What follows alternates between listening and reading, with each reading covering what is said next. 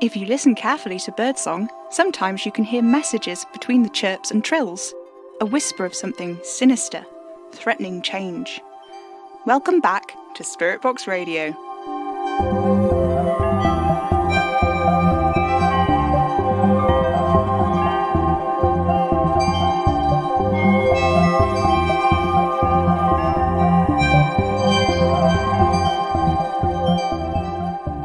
Hello, faithful listeners. It has been a somewhat trying week at the studio this week, settling in Revel, the small cat who has decided, for some bizarre reason, that he lives here now. To be honest, I don't mind the company, but his moving in was rather abrupt. I'd been seeing him on the doorstep for a few weeks, ever since Christmas, and he seems to have a little gang of pals he likes to hang out with. Anyway, I may have gone slightly overboard with the cat trees in the beds. At least I've found a use for the living room. Hopefully, Revel will be good and quiet throughout this evening's proceedings. I gave him a tray of salmon and he's sleeping very heavily now, so I think we can manage a good few minutes. Firstly, I'd like to thank those of you on the forums for your excellent sleuthing through old versions of Spirit Box Radio for any mentions of the crystal ball, even though it didn't turn up very much useful information. For those of you listening who don't use the forums, or those who may not yet be caught up with what is now a frighteningly long conversational thread, the crystal ball was only mentioned several times outside of when Astrid was using it to answer questions from the faithful listeners. The first time is when Astrid frustratedly suggested that Madame Marie use the crystal ball herself, to which Madame Marie replied that there was clearly no chance of that happening.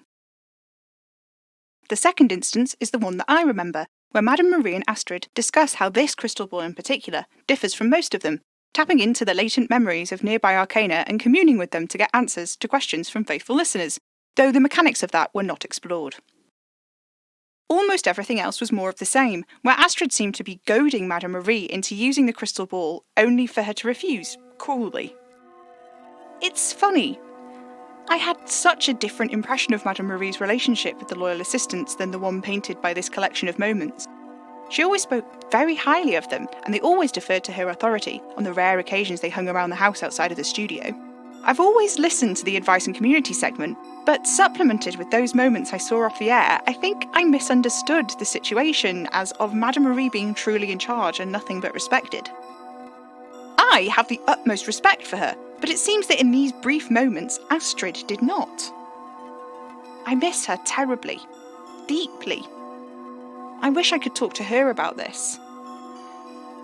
I'm not sure she would have answered, but I'm certain the way she told me to stop asking questions would have been very reassuring.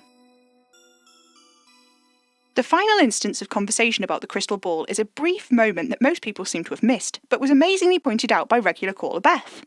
In that instance, Astrid tells Madame Marie to move further away from the crystal ball because all she can see is her bloke. Her bloke. It's curious, isn't it? As far as I know, Madame Marie hasn't been on a single date since I've been alive.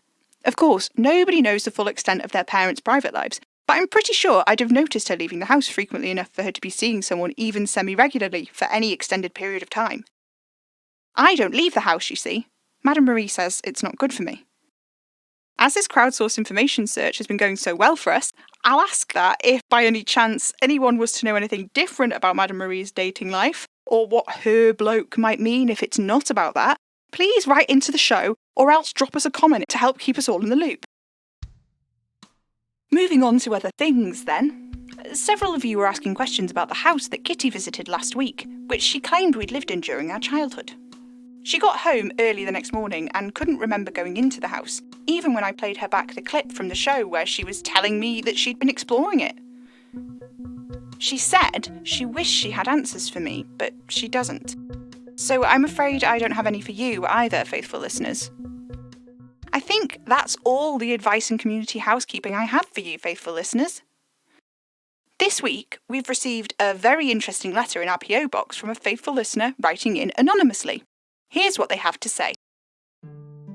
Dear Madame Marie, this is probably not the right place for this sort of letter. I'm not even sure you're going to read it, what with the amount that you must get. But writing out what happened like this is kind of cathartic. And I love your show, it really helps with my insomnia. My wife and I own a food truck. How we got to this stage of our lives would take several more letters, so I'll skip to a few months ago. My wife had just left her catering job, and I just quit in a suitably understated fashion from a call centre that was slowly leeching the life out of me. And we pulled enough of our savings together to do something that my wife and I had been talking about and planning for a while. It's just one of those crazy ideas that you talk about in bed together on a Sunday morning. Wouldn't it be nice to have a food truck and we'd go to different festivals and rock up to a farmer's market and everyone would love our food sort of idea. You know, the ones that really aren't supposed to leave the bedroom because that's all they are. Ideas. Dreams. Only this one ended up being a reality, and before I knew what was going on, I'd already sold my car and we'd gone all in on a gently used food truck that we had to pick up from bloody Swansea. Gently used my arse. We spent nearly a week getting it fit for use. She was so happy that I didn't care.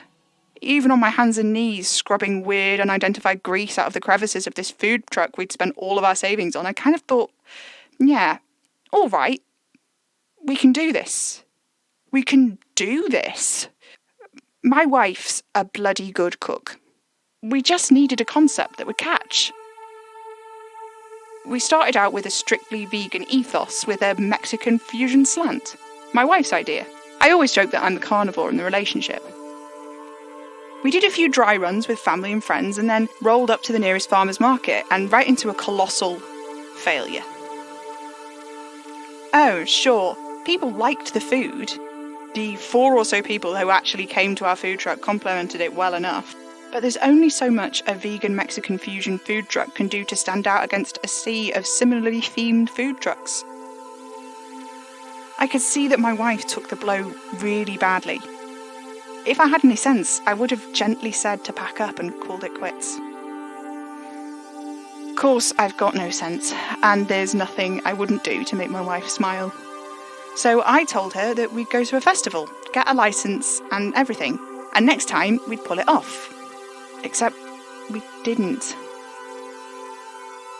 We just finished our most recent festival and hadn't even broke even. We've been living off what we couldn't sell and donating the rest. The losses kept piling up and there were bills to pay and the awful sympathetic looks from family and friends. I could tell that it was breaking my wife's heart, and I didn't want to be the one to bring up the fact that the food truck hadn't taken off like we'd hoped, but one of us had to break the silence. There was an evening where we'd been munching our way through veggie sushi tacos when I figured that we had to talk about it. But before I could say anything, she held up a hand. There was something so determined in her eyes, that spark that made me fall head over heels for her all those years ago. She said, "I need to go on a short trip. You going to be okay by yourself for the weekend?" I could tell that she knew what I was going to say. I figured she needed some time to herself, so I just shrugged and smiled, and I took her hand and gave it a squeeze. "Sure," I said, "but I think we're going to have to talk about this when you get back." And she nodded like she agreed with me, but the next day she took her car and drove up to... I don't know where. I thought that would be it. Only it wasn't. She came back in a white van. No clue where she got it from. It had a massive freezer inside, one of those giant ones that open up like some kind of futuristic coffin. And there were these guys helping her shift it, big lads too. Didn't say much, or anything, really, not even when I offered them a cuppa. They brought out these pre-wrapped cuts of meat, vacuum sealed, and then stack after stack of frozen burgers. I kind of just stood in the doorway, and then to one side so they could get the bloody freezer in, and my wife just stood there. She didn't know that I was looking. She wasn't smiling. Her jaw was set, and there was something so steely in her eyes. I almost didn't recognise her in that starched apron with her hair all tied back. She was like a stranger. That evening, when the lads in their van had left, she shooed me out of the kitchen, said she wanted it to be a surprise. Whatever she was making, it smelled amazing. She came out of the kitchen a few hours later with a platter of burgers, all meat. The confusion must have shown in my face because she laughed and said she'd work on the veggie options later. She told me to try a bite out of each one. This one lamb, this one beef, this one pulled pork. And not a word of a lie, each one was delicious. The meat was perfect, succulent, juicy, with a texture that just melted on the tongue. Like Wagyu, but there was no bloody way she could have afforded that. She asked me to be honest with her, and I was. They were the best burgers I'd ever tasted.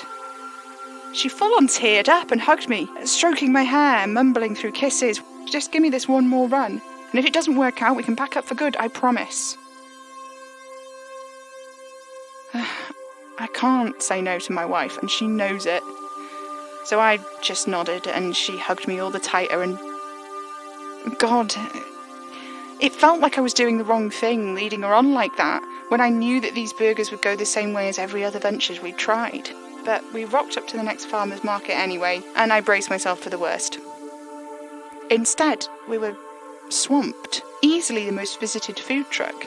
People were queuing round other vans for it. And I'll admit, it was great. It is great, the money is good, and I'm decent at grilling the burgers now, so my wife can have a break. My wife never lets me access that massive freezer when she's not here. She padlocks it shut and keeps the key on her at all times. At first I thought, hey, maybe the meat's expensive, but I've been doing our finances and, well, it's really not. It's cheap. Far cheaper than the mulched together mince you normally see in store-run burgers. And for how good it tastes, the texture, it doesn't add up. She gets the meat delivered, and get this, it's the same white van, the same lads unloading the van, and it's at odd hours too. Last one came in at 4 a.m. Whenever I bring it up, she just won't engage. Hands me a burger and tells me to take a bite, or kisses me quiet, and I'm too much of a sap to tell her how I really feel. But she's happy, right? And I'd do anything to make my wife smile. Only last night, when I was locking up the van, I had one of the leftover burgers. When I bit into it, something weird stuck to my tongue. It crunched. I spat it out and washed it clean, and I've been sitting here staring at it for the past few hours. I'm pretty sure it's a human fingernail. Anyway, any advice would be appreciated. From Mrs. Concerned Food Truck.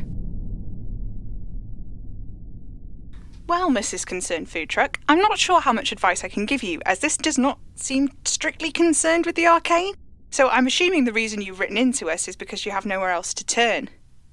There are ways you may be able to, convince your wife into telling you the truth about where she's sourcing the meat for the truck, but I'm afraid I don't really know how that sort of thing is done. The other thing is, you can try to consult a tarot deck about this issue, which I would offer to do for you, but as I've explained before, I don't have a proper deck at the moment, as mine has been confiscated, and the only one I do have access to is strange, and I don't know. I will give it a go anyway. So I'm just going to act like it's a normal deck and go for a 1-card draw, as that's all I'd really mastered before, so we'll see where we get with this. I'll shuffle the deck and draw a card and place it face down for you. Oh, it's one of the shiny ones. The field of corn with an animal carcass in it. I'm not really sure what this means. The card doesn't have a name printed on it like tarot cards usually do, it's just the image. I think the animal is a cow, but it's hard to tell as it's in a pretty advanced state of decomposition. Maybe this means it's beef, but bad beef? Beef that doesn't meet regulation standards? Beef stolen from cows that drop dead in cornfields? I don't know. Or perhaps it means it's not beef at all and is in fact made from corn somehow. This doesn't really explain the fingernail. I'm sorry. Unless it's corn husk. I fear I may have just given you more questions there rather than hinting towards any answers. At any rate, this was the only thing in our PO box this week, and everyone on the forums has been pretty diligent about collating information rather than writing in with their own queries, which I thank you for, but I do want to say that this is supposed to be the advice and community segment, not the help Sam scrape by as show host segment. Though of course I am extremely grateful, it's supposed to be me helping you, not the other way around. My skills are limited, of course, but if I'm to convince Madame Marie to let me stay working on the show a bit when she gets back, I really need to up my game, I think. I'll be spending the next week or so studying the Little Book of Big Magic and doing what I can to plug up any gaps in my knowledge. Remember to post to the forums if you're planning on attempting to commune with the dead to avoid any mix-ups where possible. Thank you for tuning in to Spirit Box Radio. I've been Sam Enfield, and I wish you all a restful night.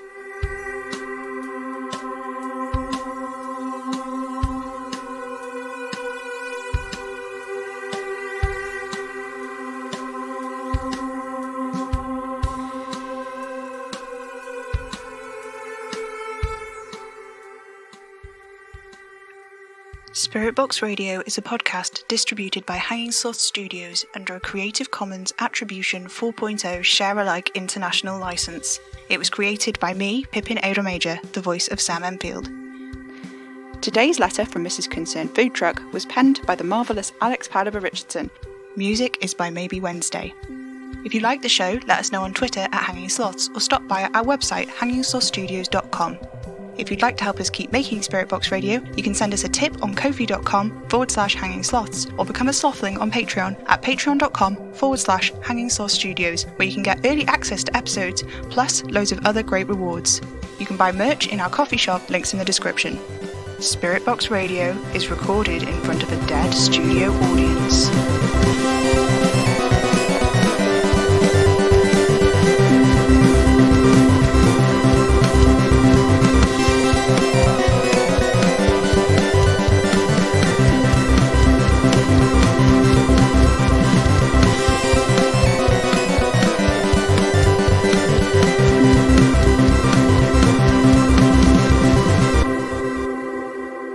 Tune in, get spooky.